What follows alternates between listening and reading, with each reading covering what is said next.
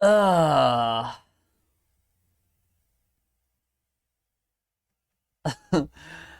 man, I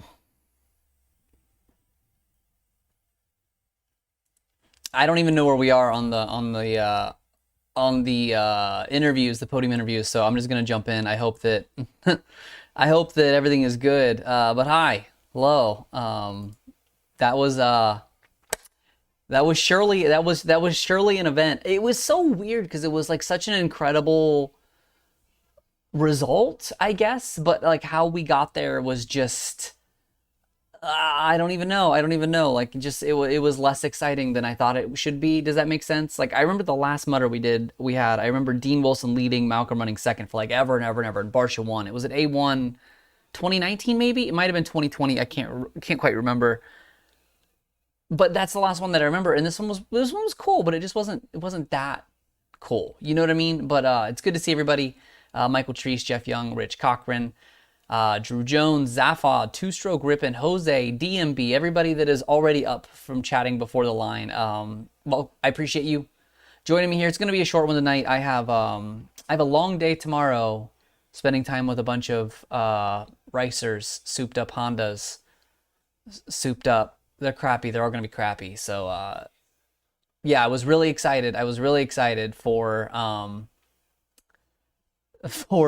it to be an early one tonight, and it's not. So, no podium. Austin, I'm not there, unfortunately. So I can't help you. I'm not there.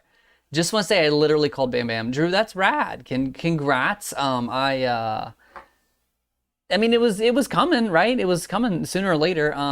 I need to pull up the results because I didn't even get to see how everything shook out below the top of the thing because I came in and I was like, oh crap, I have to set this up because I wasn't ready for it. Kevin Moran's seventh place. Ridiculous. Absolutely ridiculous. Man, poor Benny running fourth for so long. Poor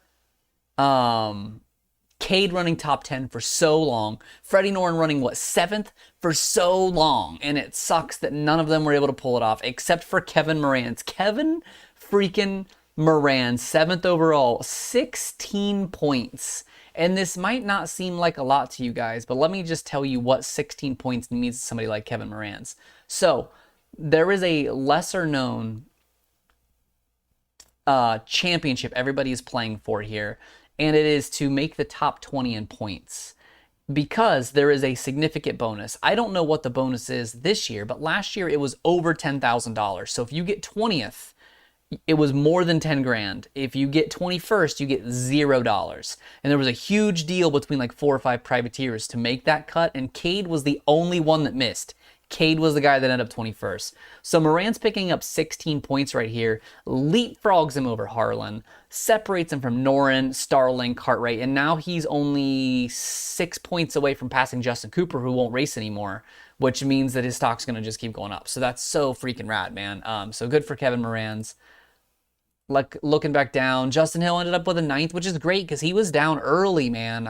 It's a real shame because I think if he wouldn't have been down in like the first lap, he could have had a really good result. But him and Colt Nichols were down in that first, I think on the first lap itself.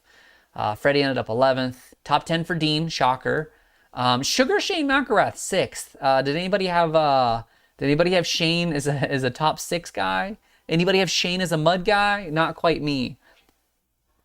SMX won't load qualifying if you miss it. They upload after the main. Oh, really, Dan? I didn't know that. Yeah, it does suck that I came in here to get this set up and I wanted to finish watching the race, and I didn't get to because apparently you can't turn the race on at all, like after 10 o'clock. It just won't even let you do it.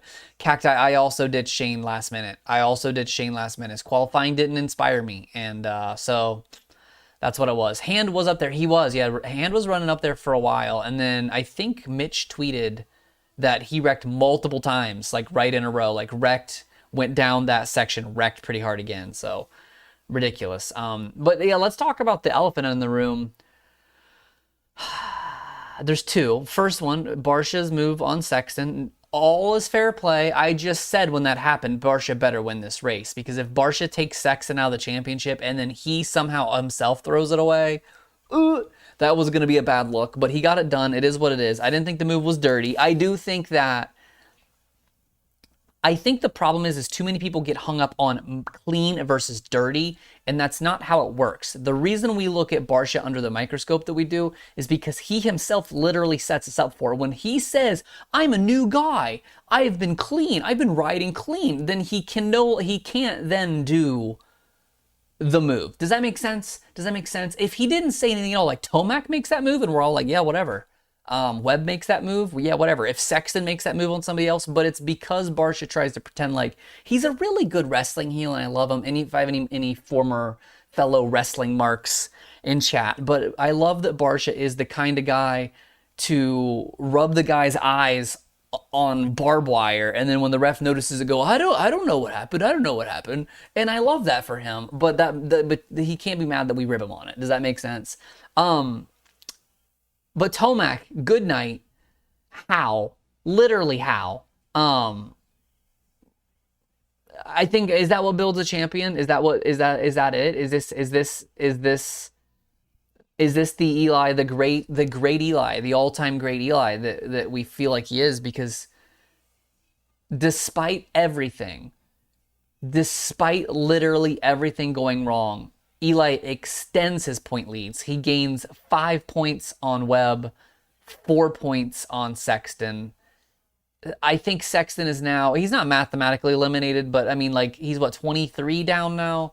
I don't see a scenario that he makes up 23 points in 3 rounds unless he manages to DNF. It's just not going to happen. Now 11 points up on Webb with 3 to go. It's hard, man. It's hard. Did Tomac lap up? That's a good question, DB. I don't know. Barcia lapped up to 4th. He did lap. He did lap Webb. So yeah, he lapped up through 5th. That's ridiculous, dude. That's insane. That is so crazy. If I'm Sexton, I'm definitely owing Barcia on 1 back. I agree, and I agree, Matthew. I 100% agree. Like, again, it's one of those where it's not dirty, it's not whatever. Like, again, we're past that, but that did change the championship a little bit. I'm not saying Sexton wins the race if Barcia doesn't take him out there, but imagine a scenario, and I do say we spend a lot of time imagining scenarios involving Chase Sexton, and that itself is kind of a problem. But imagine the scenario where Sexton wins this race and gets another 5 points back on Tomac, and all of a sudden, they're down to 12. Would be interesting. You know what I mean? Casual said 49 points in the East, 39s in the West. Ships are over. Oh, yeah, and that sucks, but we kind of knew that coming in. I just hope that moving into next year, we lose the Lawrence brothers. We lose the consistency that they've brought over the last 2 years of just not DNFing, not getting hurt, salvaging the rides. I'm ready for them to leave soon. I mean, obviously, Jet moves up next year. Hunter, and we might get another year, but at least we're losing for sure one of them. And we can just go back to what's it going to be like. We're going to have... Who's going to step up? Deegan, Kitchen, Jordan Smith, who's going to take that kind of, take that main Shimoda? Do we see somebody like Hammaker, something like that? So be cool, Sexton could have let off the throttle and stayed up. Yeah. RJ, best almost pass. The thing for me is, and can we just talk about it really quick? No hate comms on RJ. I just want to know what the goal is. Is anybody else too logical like me, where I see the thing and I can't even be mad about it. I can't even appreciate it. I can't do anything. I just look and I'm like, what was the goal here? Because even if he gets 2nd, does that matter? Does that change anything? Like, yes, sure, he kind of makes up points on Jet on this already completely out of reach championship, because then it'd be 23 points instead of 26 or whatever. It was I just want to know what, just take your podium bonus and go home, homie. Just do it. Just take your podium bonus and we'll see you in 2 weeks. I don't know, man. It's just ridiculous. Once you go down in the mud, you can never regain race pace. You can't hold on with mud on your hands. You have no clue. I feel that 100%. If that would have stuck and Jet couldn't get going and got 13th, what would the points be? 13-ish would be roughly what it would be. Which is still a really big, that's a really big send. Marks gave me the numbers here for anybody interested. PulpMX Fantasy, 9,512 championship league teams entered. 3,000 picked a 450 FFL, 3,100 picked a 250 FFL. Only 16 people had Max Anstey, but you know what's even more impressive is that 16 people picked Max Anstey. 555 picked Ken Roxon. The median score was 212. The perfect score was 364. Only 64% of riders had, or I'm sorry, 64% of players had 8 in the main. So it's not a good one. It's not a good one. Yama said, how is RJ going to make that corner? No, yeah, he was. I think that's the problem, Yama, is that Deegan did the same thing. We saw that, right? Like everybody saw Deegan do the same move earlier in the main. But again, I give Deegan a little bit of leeway. I'm like, he's a teenager. He's running on pure emotions. He's a rookie. Blah blah blah. You know, you're just in that race thing. But again, Rick was his rookie year 2015? I think. He's pushing 10 years in the sport as a professional. He's 27 years old. He just signed another 2-year deal for Rockstar. I just literally cannot imagine a scenario that he wasn't trying to turn Jet's leg into a noodle there. And I'm not saying that's what his goal was, but that's the only logical thing I can think of, is that he was literally trying to harm him. And I don't think that's something he would do, but I don't know another scenario where you would want to do that, man. I just don't.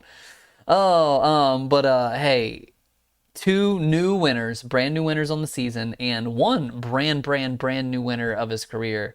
Max Anstey, incredible. How did Jet make up the 10 seconds in like a lap? That was ridiculous. I looked and I was like, oh, this thing is gone. Max is gone. And the next thing I know, I looked again and I'm like, is that Jet? Did RJ pass Jet back? Because they were both on white bikes. And no, that he caught him somehow. It was ridiculous. But then he held him back off, and Max Anstey podium interviews are always top notch. Always top notch. Love that. Love it for him. But yeah, man, just a good one all around. Anstey rode real cautious. Real cautious, though. I don't think, and when he said it on the thing, he didn't know that it was Jet in second, so maybe he would have. Just crazy to see how fast somebody like Jet can catch those guys in even one lap. You know what I mean? Matthew said, RJ looked like someone who had just escaped a psych ward. Did he have a mental break in that race? I don't know, man. It was just gnarly for sure. Other than that, I mean, it wasn't really anything too wild on the night. Good for Barsha, obviously getting a win. Would that make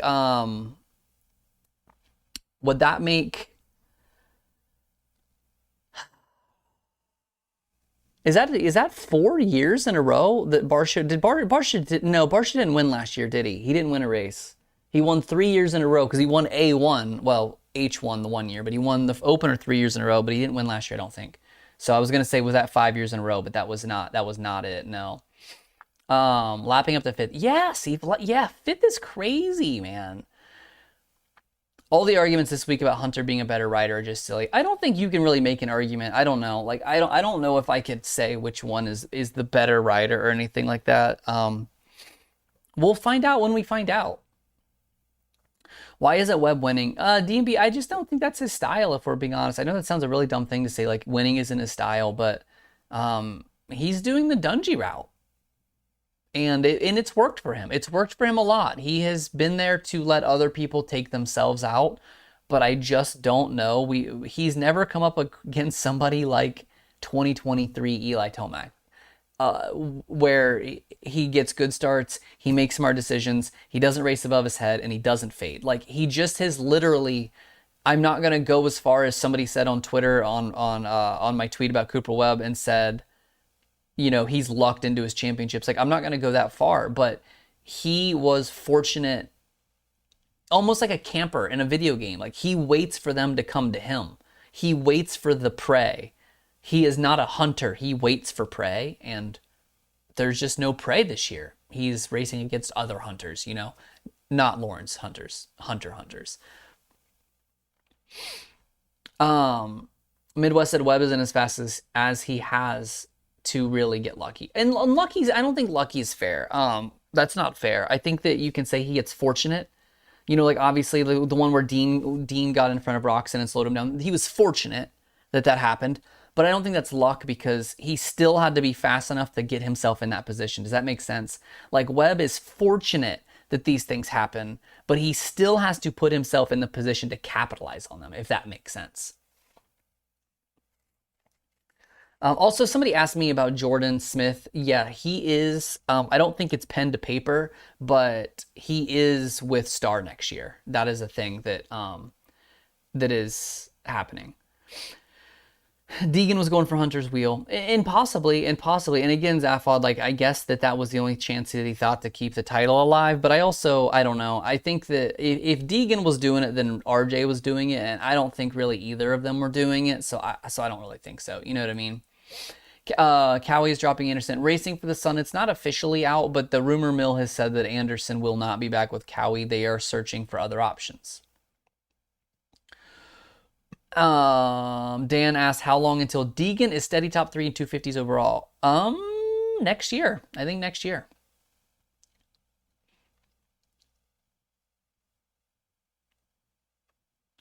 Roxon to Cowie. No, I don't think so. I think Roxon stays with Suzuki. I think he likes the vibe. If Suzuki can afford him for another year, I think he stays with the AGP squad. Because let's be honest, I don't think his results are really dependent on a factory bike. I think you put Ken on whatever bike is his preference, and I don't think that transforms him from a podium guy into winning 6 races a year. But he doesn't have the factory pressure. He has a much more lax program. He can spend a little bit more time with his family. He has enough clout to kind of have HEP built around him instead of the other way around. I think Roxon stays. Is there any news on what Nichols would do outdoors? So Broski, World Supercross is what I have heard. Again, not pen to paper, but I think we will more than likely see Nichols racing World Supercross than outdoors. However, if he does sign on to a team that is doing both of those, like the Firepower Honda, PulpMX, etc., then he could have the option to do both of them, but I would expect to see him put more energy into World Supercross. Eduardo asked, any teams interested in Enzo? Absolutely, yeah. Teams have talked to Enzo, and I want to say it was Phil Nicoletti that has been like kind of helping him through that, because apparently there's a lot of interest in Enzo.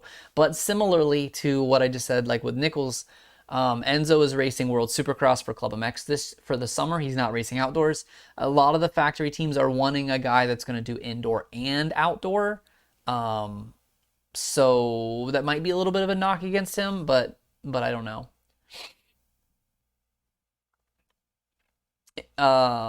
AC goes down, and Bad Dog, the worst part about AC going down was that it wasn't his fault. I know this sounds so bad and so dumb, but it's like, you know, usually when Adam wrecks and gets hurt, it's because he wads himself in the whoops, or it's a practice crash or whatever. And him literally just having a stupid little silly thing with Barsha, it's just heartbreaking, because I saw him sitting on the ground, and he obviously was probably a little concussed, but he just was sitting on the ground, and you know, he was just like, what am I doing out here, man? This is so stupid. This is so stupid. Like, just rocking back and forth. I just feel so bad for the guy. I really do. Toe, I need you to calm down. You're screaming, and I need you to stop screaming. Drew said, I wonder what Adam C did in the past life to deserve this. I laugh at it. Honestly, though, it's rough, man. It's hard. Midwest said, Joe is fast, too. I think he'll be a factor next season in outdoors. I just need to know what Joe's going to be like at 100%. I definitely just don't think we're seeing it at 100%. I don't know if he'll be at 100% this year, because it's incredibly hard to race back through the rehab. I appreciate them bringing him back for the East at all. We really needed him, and I think Mitch obviously needed bikes on the track. If it wasn't for needing bikes on the track, maybe he wouldn't have rushed him back. But I just hope that Joe can be a little bit closer to 100% come outdoor time. You know what I mean? I don't know what happened, DMB. I don't know what happened to Talon. Talon Hawkins, like he definitely had something happen in the first qualifying session because he did put down a time. It was just bad, and that's it. That's it. And Rockstar and he didn't make a statement that I saw, so I don't know. What is Husky going to do? See, as far as the 450 spot goes, they are shopping for an outdoor fill-in for the 450 ride. Malcolm, there is a good chance Malcolm will be back during the outdoors at some point. I wouldn't expect to see him anywhere before Redbud. Like, it would be late summer, if anything. But it does seem like they are shopping for at least one fill-in guy, so that probably means Craig is gone, you know? Where did Savachi go? So Savachi is a true privateer, but he is getting a lot of help from Rick Ware Racing. Rick Ware helped fund his program for the first 9 rounds, and that's all they had. What the deal for was to do the first 9. They couldn't work anything out to do the remaining 8. And he is signed with Rick Ware to do World Supercross, so there's no shot at him doing anything outdoors. It's just kind of the nature of the beast, man. Savachi's really, really good. It's just a shame that he raced the first half of the season instead of the second half, because I feel like if Savachi were racing now, you know, he would be a 6th place guy, instead of, you know, where he was like that 9, 10, 11, 12 kind of range. You know what I mean? Sleep Outside said there's been a lot of crashes where riders' boots seem stuck to the pegs, dragging the riders all over the track. I have no idea. I haven't seen that. I haven't seen that enough to notice that that's something that's happening more often now than before. Does that make sense? Midwest said, why did they cut 250 race time? They cut both mains because of the rain and also because of the schedule. Anytime it's a mudder, they cut. That's just normal. If it's mudder, if it's too hot, like that's a thing. But I will say that they also probably did it for time a little bit because the broadcast obviously ran an hour and a half over. So if they could just get a couple minutes off, that's probably a good call for them. Hawkins hurt his shoulder this week in practice and tried to make it work tonight. Got it. Thank you, Mark. I was looking for something recent. Is Mumphy ready for PC Outdoors?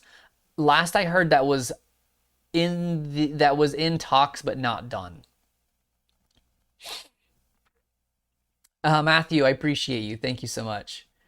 AC retires this week. You stop it, MD. You stop it right now. Also, Cacti. So just to bring up, because a lot of people asked, or a lot of people have said about Kevin Moran's getting the A, when Marv went down, why isn't Kevin Moran's getting Marv's seat? And then B, when Rockstar has won, a lot of people said Moran's. And I haven't talked to Kevin. I actually want to talk to Kevin Moran's about this because I think he'd be a good person to ask.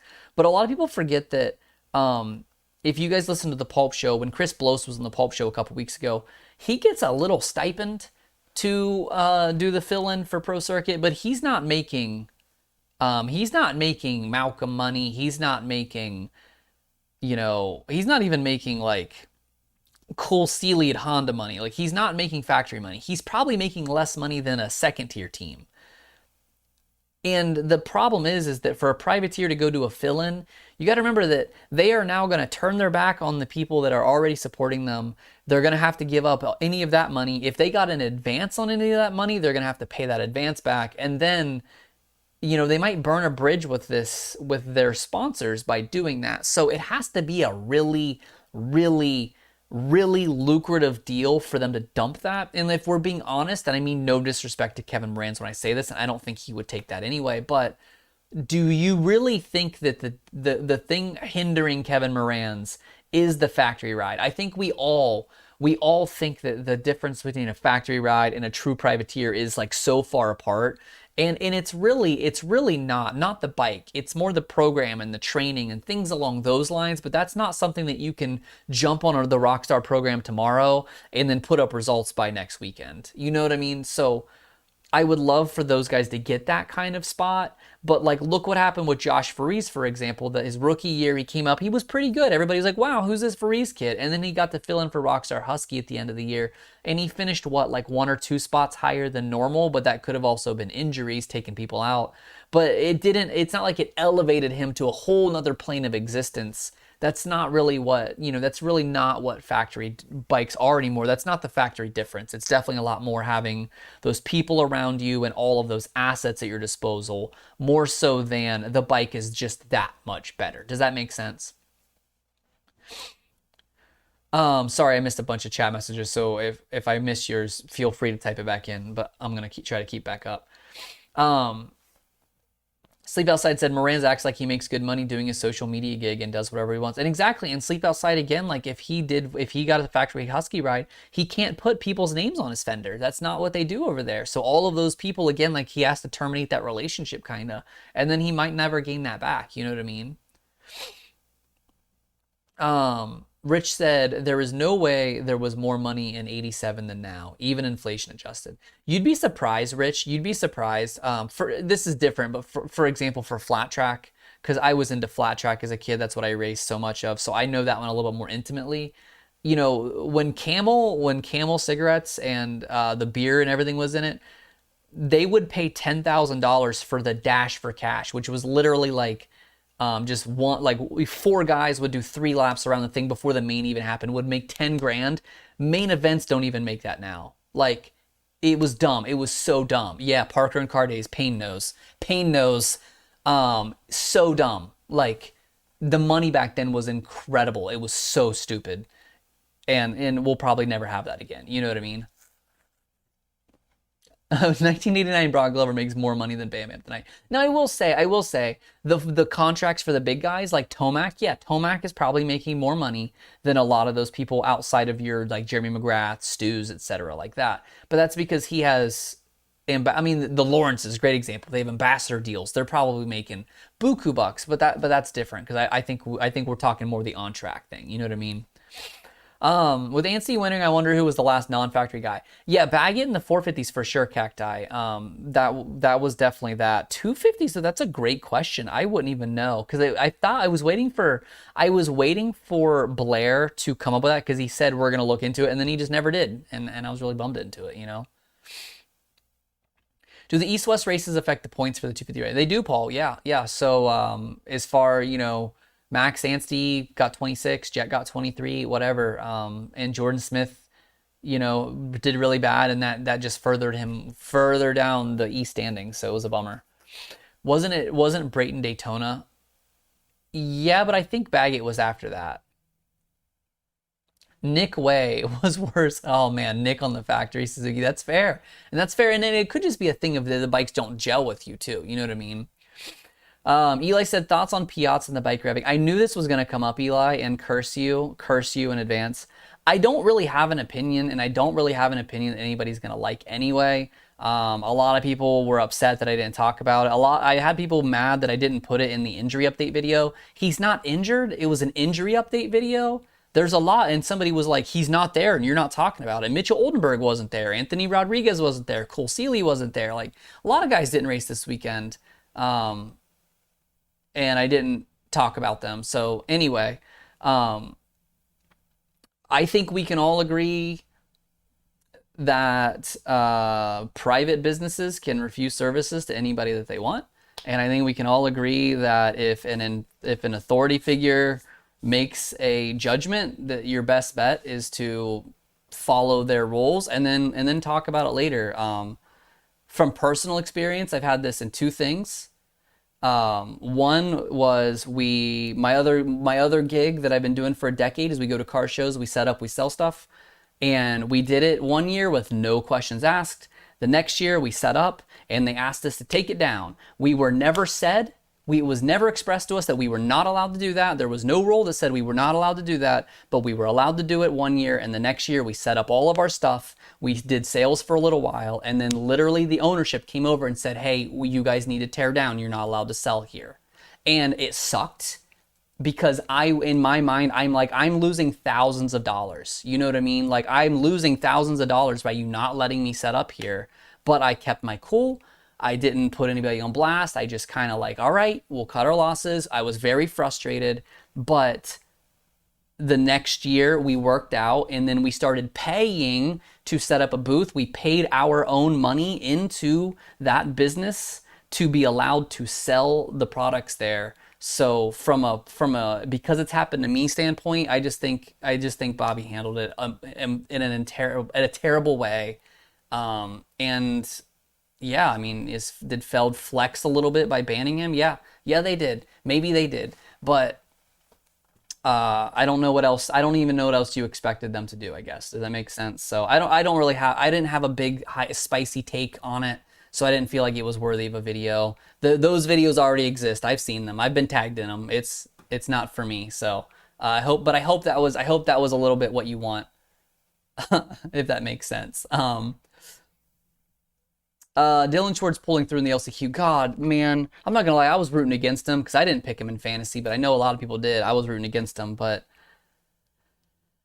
I mean, if it's not John Short last week with just smacking Juwan Cross in the LCQ for no reason, and then this week it was Yoder and Henry Miller, I'm just like, what are you guys doing? Sometimes I feel like they have the press conference of 5-year-olds. It's ridiculous. It's ridiculous, man. But whatever, man. I don't know how to do it. I don't know. I've never been in that level. I've never ridden these machines at that level, so I don't know what it's like to try to make those decisions as quickly as they do. But yeah, it was disgusting. It was disgusting. Imagine blowing out your boss on social media and having people write your boss hate mail and they just expect to show up to your 9 a.m. shift on Monday like it's all good.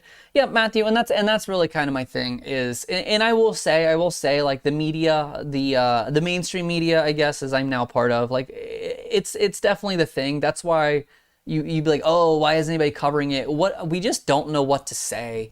We've talked about it internally. Like I've talked in text messages and everybody's kind of just like, is it, are the rules for privateers unfair? Yeah, maybe. But also like, did you act ridiculous? Yeah, you did.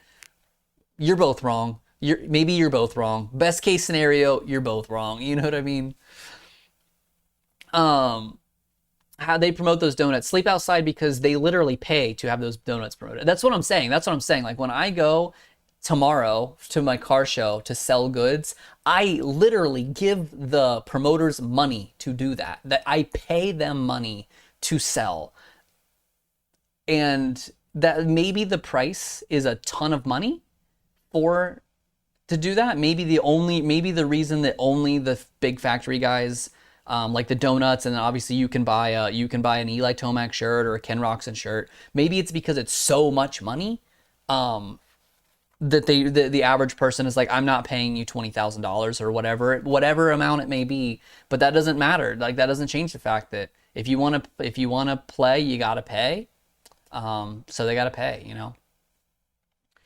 Mathis said that Feld let him do it for a few weeks in a row, and the whole thing last week was because of his location. Well, and that's the thing too, Sofa. And again, because I know this, because I do it with the car show people, I cannot describe to you how much it just grinds your gears. It just grinds away at your mental and I get it. I know we all like dirt bikes. We like hearing those sounds. I also like cars, and I like hearing cars rev, but there's something about it just going and going and going and going all day. And it's not you're revving in a nice way. It's just red line. Like I get it. And I am always we have literally, like now when we do the car show things, once it gets to the point of the 2-step competition, that is our cue to go, because we literally cannot do it anymore. Like it's just, it's bad. So I get it.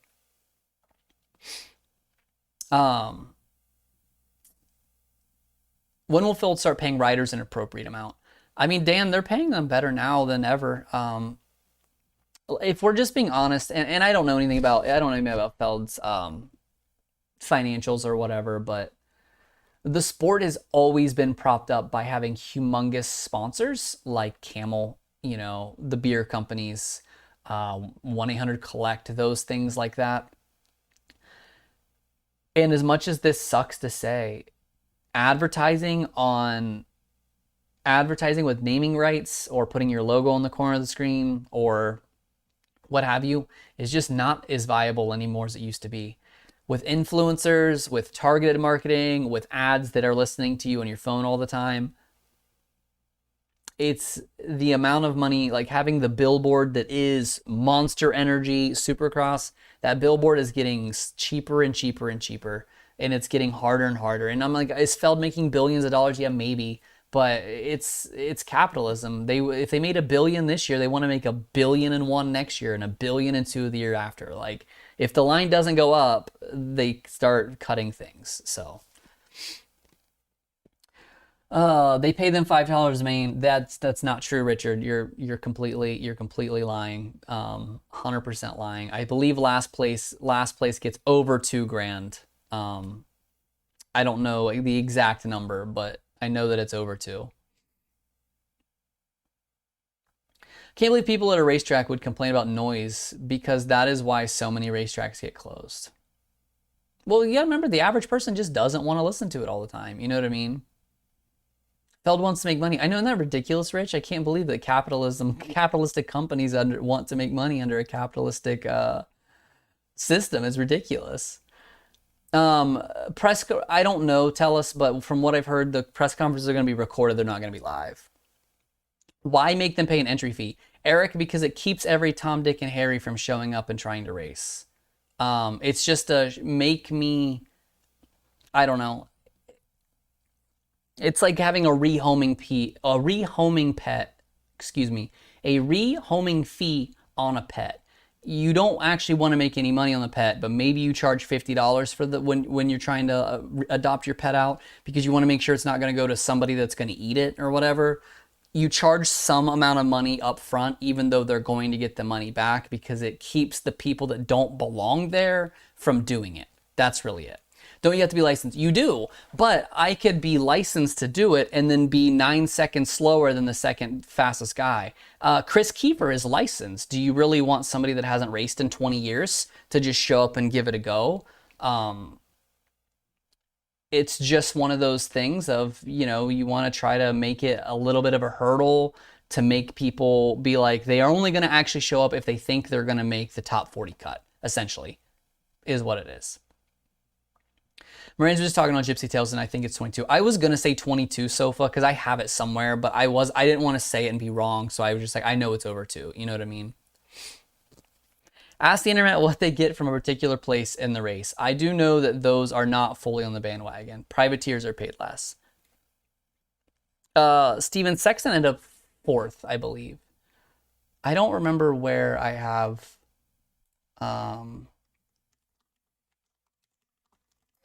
the purse information. I'll try to find it really quick, but I don't know where I have it saved, if the internet will even work. When is Ryder D going to move up watching? He's going to make his pro debut outdoors officially. Well, I mean, he already did, but like they're planning for him to be full-time for outdoors this year, especially because Pro Circuit definitely needs some help. We want to sport to grow. Also the fans. How dare Feld charge? Oh, man. Does Feld want to get rid of privateers? I think that I don't know how much. I mean, can I ask you a real question? Can I ask you guys a real question? And I want a real answer, if you guys can give it to me. Do we need 60 people showing up every weekend when only 40 make the cut? Like, you say you want to get rid of privateers. Do we need all of them ever? Like, I want these guys to do it, but if you're not making, like, there's a guy, I'm not gonna name names. If you guys want to go and look, you can, but like, there's a guy, because I type in these stats for fantasy every week. I do the cheat sheets every week.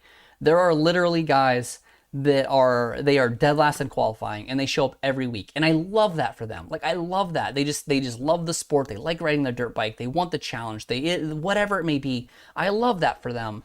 But like, is Feld supposed to support them? Are they supposed to pay them exorbitant amounts of money to just show up and never make the night show? Like, I just don't know. I don't know. Like, I want the riders to be taken care of, but I feel like we have a lot of gate fillers, if that makes sense. And I don't know, like, those guys are really, they're just out here doing it for the love of the sport anyway. They don't even really want the money. You know what I mean? Like, it's really hard. It's really a hard conversation to have. And I obviously don't, like, I'm not trying to be negative on it or anything. It's just, I don't know what they're supposed to do, I guess, is what I'm trying to say. You know what I mean?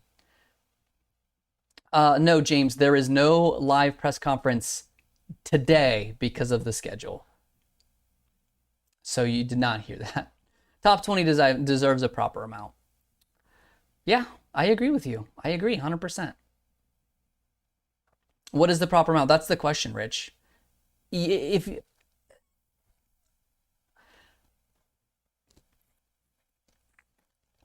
if if Supercross was not making money, they would sell it in a heartbeat. And all things considered,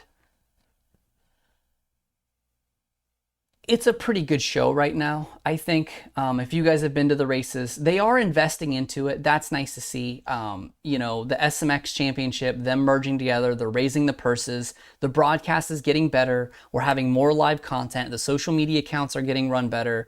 The SMX Insider, we're having more, like the sport is doing better, and Feld and Supercross themselves are giving more and more access to, even for us outsider media, and I say outsider, but you know what I mean, not Feld itself. The racing is good. It's a tight ship. The product is pretty good. Like we are literally making, they are at least putting out a better product now than they did years ago. So it's not like Feld is just pocketing all the money and putting out the same busted crap like Madden or Call of Duty. It is literally getting better as a product.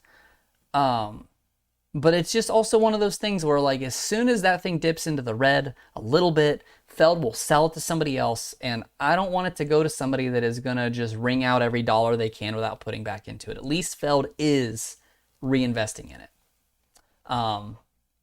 So that's really my thing. As somebody that is a fan that has been turned media, that was turned independent media, that then is now mainstream, because I get to work with Racer X, I get to work with Pulp. You know, I get to go to the races, I get to be in the press booth, I get to do post-race interviews. Like, I am seeing the things change from all of those perspectives, and it's better. It's 100% getting better, and I'm just happy. I'm happy it is where it is. You know what I mean? If there was no privateer satellite teams tonight, there would be like 7 riders a race. Yep. What's the rule in F1 where you got to be in a certain percentage off the pole? Joey, you know, they actually have that rule for futures. I don't know why only futures, but futures has that rule. If you go look at some of the results, I don't know if anybody did this year, but last year there were a couple guys on the futures that got cut on the Saturday practice. They were too far off the fastest time, and I kind of felt kind of bad for them a little bit, because it's not their fault that like rider D is here, you know, or whatever. Like, I don't remember which one it was, but there was a guy that was clearly like 2 seconds faster than the rest of the pack. And because he was so much faster than anybody else, that bumped guys out of the bottom kind of thing. So,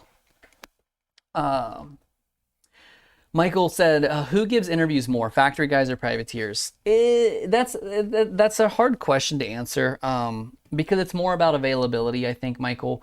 For example, I can walk in the privateer pits and they're just sitting there. If I want to go and bug Carnell or Cartwright or Cade, I can go and do that, no problem. I can just literally go and bug them anytime I want. The factory guys, they're not even accessible to me. If I was Steve or Weege or Kellen or somebody, and because they know everybody on the truck, you know what I mean? They know mechanics, they know the crew chiefs, they know everybody. They can get access to Sexton or Tomac or whatever.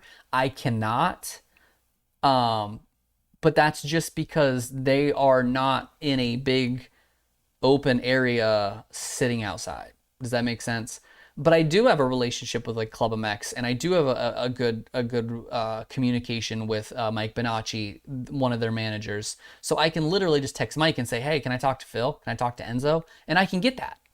But beyond that, you know, like I texted Romano to do that track preview video, and he was like, yeah, dude, definitely. Literally was just like, absolutely, man, here's my number. So it really just depends. I think for the factory guys, you just have to have a relationship with them already, because I can't just DM them on Instagram. They don't check their DMs. Does that make sense? Are you a fan of Mutter? Sam, no, not really. It's always wild and wacky. And sure, was tonight cool because Barsha won and Anstey won, and that's a good feel-good story. But I like good racing instead. And the racing is rarely ever good for Mutters. Does that make sense? Barsha lapped everyone but the top 4. Yeah, you know what's funny is those people that say once you get lapped, you should just pull off. Should we do that? Should Webb have just pulled off? Cooper Webb fighting for the title? Just pull off, buddy. You know what I mean? Tell, I appreciate you, man. Take care. I hate that we only have 2 designations because Anstey and Lopes aren't privateers. Well, and that's the thing, Casual. And I actually want to ask that. I want to ask riders about that, about what you think is a privateer. And I kind of like to go with like 4 of them. Like you have factory teams, you have factory support teams, you have privateer satellite teams, and you have pure privateers. For an example, for anybody wondering, and I will use Yamahas for you. You've got Factory Star Racing Yamaha. PulpMX is a factory support team. You've got Team Solitaire, which is a satellite support team, and then you have true blue Yamaha privateers. Like those are the 4 for me, and they're all Yamahas. But and with all due respect to Dominique Thury, we can see it in action. Like the Solitaire bike is good, but the club bike is next level, and you can tell from his results last year to this year that club bike is just barely just a step below factory. You know what I mean? So for me, I usually use those 4, but then you get into that thing where Benny Bloss, Grant Harlan, they're with Rock River Yamaha, but they're essentially privateers. Rock River just helps them do some of the help travel their bikes, gets them some deals, but at the end of the day, those are their bikes they're racing. So that's the only gray area for me, is between that satellite and true privateer. Like that right there. Does that make sense? How about all them green bikes in the 450 LCQs? Payne, in case you were wondering, the reason there's so many Kawasaki's in the 450 class for privateers is because they have the highest contingency. So if those guys just make the night show, they get a check just for making the night show on a green bike. So if you ever see a guy, Jerry Robin did this last year for a good example. He injured his shoulder really badly. I don't remember what he had, like a grade 3 shoulder separation or whatever, but he was at least always going to do 1 lap in the heat race, at least.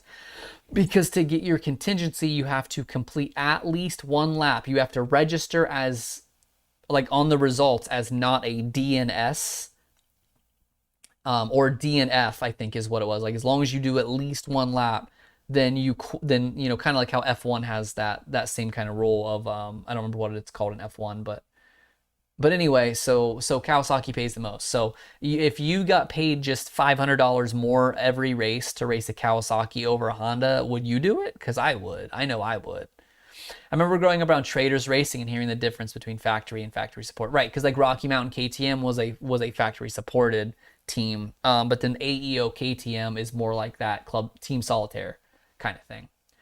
Do you think that having the LCQ full of your bike is a good or bad look for the company? Control, I think it's one of those where I don't think it's necessarily good for Kawasaki that everybody in the LCQ is on a Kawasaki. However, I do think it's important that so many riders on social media have Kawasaki's. Does that make sense? Like, when you're looking at that list of things on the left, yeah, that's not great. That's not great to be like, man, look at all of these Kawasaki's that are not in the main. However, I really like Logan Carnow, and he rides green. I like John Short, and he rides green. You know, it's so easy to be like, Cartwright rides green. Like, these guys are all cool guys, and they're out here doing it, and they're the blue-collar guys that are doing it on their own, and they choose Kawasaki. It's more of an endorsement of, like, privateers choose Kawasaki, shouldn't you? Because you're a privateer, you're not a factory rider. That kind of thing, you know? I mean, think about it. When you see guys like Carnow making the main, and you know that his bike is practically stock, you can make mains on stock Kawasaki's. Isn't that cool? Sam said, what do you think about Sexton takeout? We covered it before, but it's not a takeout. I definitely think Sexton has a right to be grumpy about it. And I think we have a right to criticize Barcia because he literally was like, oh, I'm a different guy now, and like, you know, I've been clean. So like when he does that and then he goes back and does the old thing, it's kind of like, you know, but all in all, if it was between anybody else, if it was between I don't know, if Benny Bloss had done that to Freddie Noren, we wouldn't even be talking about it. Does that make sense? You can get whole shots on your old KTMs. Yeah, ask Kevin. He knows. Dumpy said Cowie got the most money for putting a bike in the main. It's like, yeah, it's the most, Dumpy, but I don't know the amount off the top of my head, but it is the most for sure. I think having privateers are showing the true performance of the bike. I agree. Yeah, that's the thing. Like, I agree. I wonder why the privateers don't, or if any of them, well, probably because they have brand deals and it's not worth it. But my local dealership has one of the SR, the KX 450 SRs, and it looks so nice with the pipe and the few little pieces on it. What happened to number 7? Jose, I don't know what the extent of his injury is. I know he posted up it on Instagram, so you might be able to find out more there. But he got hurt in free practice, so he didn't end up qualifying. He didn't end up racing. I participated in a 2022 shootout, and the stock Cowie is significantly inferior to Honda, Yamaha, KTM. And I don't doubt that, Dan. I don't doubt that. But again, I think it's one of those things where do you think, Dan, because you participated in it, do you think a guy that's a fringe main event guy, let's go with your Carnow, your John Shorts, do you think that them being on a Honda would make a difference? Would they be making more mains on a Honda? Or do you think that they would be better off? Because for the record, because I found it, by the way, if you get dead last in the main event, you make $2,250, $2,250 as your purse. That's not bonuses, that's not sponsored, that's not contingency, etc. If you get 5th in the LCQ, you make $2,000. So if you got a guy like John Shorts getting 5th in the LCQ on a Cowie and he makes $1,000 contingency, he's making $3,000. Let's say Honda only pays $500. He would have to get 17th or better to make the same amount of money as getting 5th in the LCQ. Does that make sense? So like then all of a sudden, you're like, you're running a business. These guys are running a business, and it's got to be hard to make those kind of decisions. You know what I mean? Is there an OnlyFans girl? Oh, Aaron, there are many of them that sponsor many of them. Yes, and I am a big fan. I love that for all of them. It's been such a great 450 season. It sucks that it's almost over. Casual, it really does. I don't know if it was because last week was a day race or what, but it always feels like once we hit like 3 or 4 races to go, I get a little just, I don't even know. I don't want to say it because this makes it sound bad, but because it's not that I get bored, but I'm definitely ready for outdoor because I'm ready for something new. But yeah, like having that real early race last weekend, I was like, I want to do anything but sit here and freaking watch qualifying at 9:30 in the morning and type in qualifying times into a spreadsheet. I would rather do anything else in the world than that. So that kind of day just kills the rest of the season for me. Like even today, I was like, I don't even really want to do the race today. Does that make sense? Bring us all the OnlyFans money. If they are willing to give us money, we should take the money. That's what I'm saying, you know? Eric said, I'm convinced the only advantage of factory bikes is the start and suspension. And again, Eric, like I think it's the team, it's the program, it's the asset or the assets you have available to you. Having a big air-conditioned trailer, having the better food to eat throughout the day. Like I think those are the real advantages of a factory squad over anything else, if that makes sense. You think any more GP guys would come over to the race here? I'm sure they would, Joey. I don't know any that are, I don't think any are planning on coming over here anytime soon, other than maybe just a one-off here and there. But I'm always excited when GP guys come over. I hope Vial, I was really bummed. I really thought he was gonna flourish in the wet today, but he went down a couple times. But I'm excited to see what he does outdoors. It'll be interesting to know what an MX2 champion can do over here because the bikes are so incredibly different, you know? Do the girl, they pay in cash. They pay in cash. I cannot tell you the numbers because that's not my business to tell you, but they pay very well. They pay very well to put their information on the bikes. And I am just very excited that we have this relationship with them, you know? On Swap, they talked about one of the girls giving any privateer who makes the main $500. Yeah, Aaron, I don't know their names off the top of my head, but I know... Go look at Carnell's socials. I know that there's one that he just talked about recently, and I think there's one named Hannah. Both of them do a lot for privateers and stuff like that. Can we meet up in Nashville? Michael, probably, yeah, probably. Some of these guys, yeah, well, that's the thing. No control is that Ben LeMay was famous for working a 9 to 5, doing like HVAC. Josh Cartwright works because I did the track preview with him last week, and we had to schedule around his actual real work schedule. We had to like squeeze it in. Yeah, a lot of these guys, this is just something they do for fun, you know. And then the fact that they're that good at all is crazy. Do you think the outdoor season will be a runaway or close in points at the end of the season? Bad Dog, that's a great question. I think it's going to be close. I really do.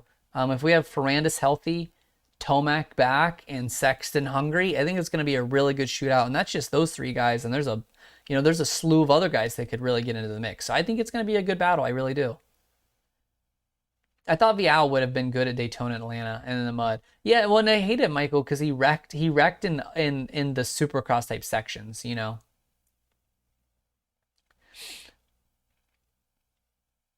It's all tax write-offs. Gamer Girl High, yeah, oh for sure, for sure, and it's good advertising, man. You pay for advertising. We all need to pay. We all need to pay for advertising. Um, Again, going back to that the thing about Feld and whatever, like it pays to make money. It's good business.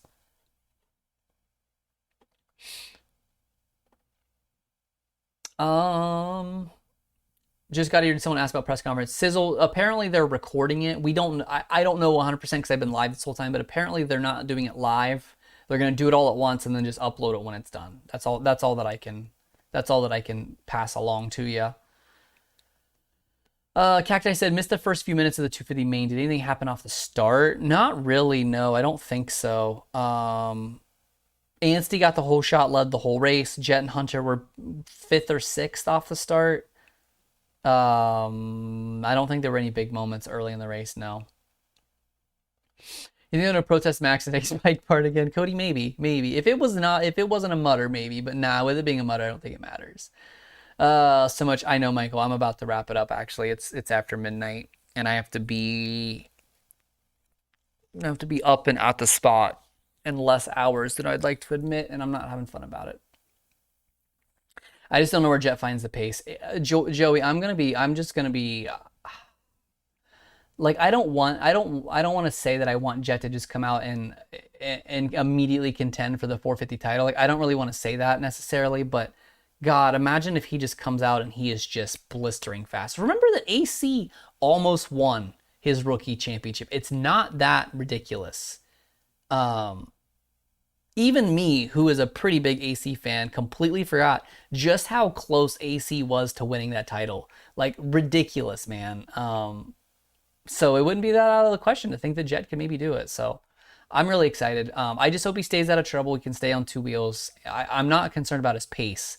I'm concerned about his control. But I've seen a lot of reason to think that he's going to have that control. You know what I mean? But that's it. I'm gonna wrap it up here. I appreciate you guys so much for doing this with me every week, always, because this is a ton of fun. I am working on a sponsor maybe for the last couple shows, so I'll let you guys know ahead of time if that ends up coming in.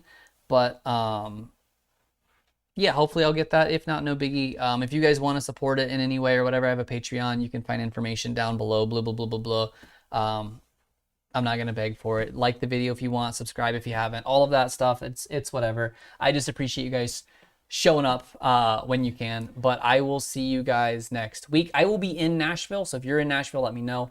We will hopefully do the live stream from the media scrum next week if that's something I can do. But again, it's always kind of dependent on if the Wi-Fi is going to be good enough down there. I'll let you guys know about that ahead of time. But I appreciate y'all so much. Have a great weekend.